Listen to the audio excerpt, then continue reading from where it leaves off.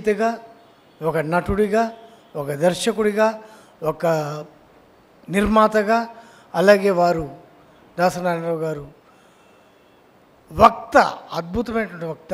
ఎప్పుడు అనేవాళ్ళం, బతిలాడేవాళ్ళం.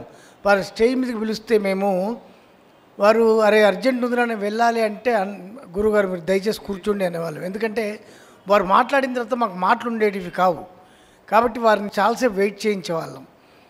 అలాంటి మంచి మనిషి, వక్త, రచయిత, నిర్మాత, దర్శకుడు మన ముందు లేకపోవడం కార్మికుల అండా దండా కోల్పోయినంత పరిస్థితి ఈరోజు ఉంది.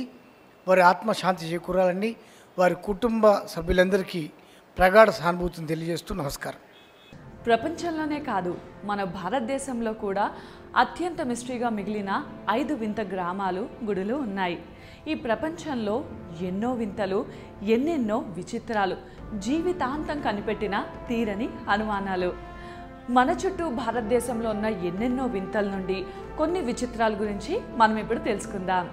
అయితే అందులో మాత్రం ఈ 5 అంతుచిక్కని రహస్యాలు చాలా ప్రాముఖ్యతని సంతరించుకుంటున్నాయి. ఇప్పుడు ఈ అంతుచిక్కని